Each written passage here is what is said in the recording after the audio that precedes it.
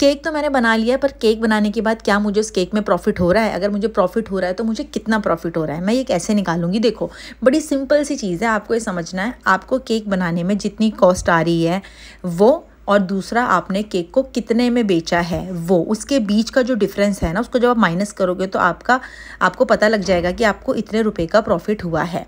अब आप बोलोगे कि मैं ये सारी कैलकुलेशन कैसे करूँगी? देखो, कैलकुलेशन करने का बड़ा सिंपल सा तरीका है। केक बनाने को आप 2 पार्ट्स में डिवाइड कर लो। सबसे पहले डेकोरेशन से पहले का जो पार्ट है वो, फिर डेकोरेशन का पार्ट। सबसे पहले आप देखो कि जब आप केक को बनाने के लिए रेडी करते हो तो आपको क्रीम की ज़रूरत पड़ती है, स्पॉन्ज की ज़रूरत पड़ती है, अगर अंदर कुछ फिलिंग यूज़ कर रहे हो उसकी ज़रूरत पड़ती है, नट्स यूज़ कर रहे हो उस चीज़ की ज़रूरत पड़ती है, लाइट यूज़ कर रहे हो, उसमें आप किसी भी तरीके का कोई कंडेंस मिल्क यूज़ कर रहे हो, उन सब की कैलकुलेशन को प्लस करके साइड कर दो। उसके बाद अब बात आती है जैसे कि मैं इस केक को डेकोरेट कर रही हूँ, तो इस डेकोरेशन में क्या क्या लग रहा है। जैसे आप देखोगे इस पर कुछ गोल्डन बॉल्स लगी हुई हैं, उसके साथ साथ मैंने पीछे कुछ लीव्स लगाई हुई हैं, उसके बाद मैं इसके ऊपर मैं ये लगा रही हूँ छोटे छोटे ये जो गोल्डन फ्लेक्स हैं, ये लगा रही हूँ। अब मैं इसकी कॉस्टिंग को अलग कर दूँगी। अब मैं क्या करूँगी, मैं इन दोनों कॉस्ट को प्लस कर दूँगी।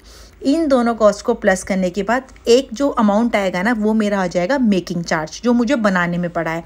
अब मैं अपने केक को कितना परसेंटेज पे, यानी कि मैं उसको कितने में सेल करना चाहती हूँ। सोचो मुझे इस केक को बनाने में आई है कॉस्ट 400 रुपये, पर मैं इस केक को सेल कर रही हूँ 800 रुपये में।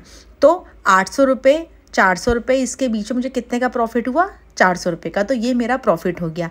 अगर आप चाहते हो कि मैं आपको इस चीज़ को डिटेल में और बताऊं कि कैसे करते हैं, जो कि हमारा 1000 चार्जेस होते हैं, जैसे कि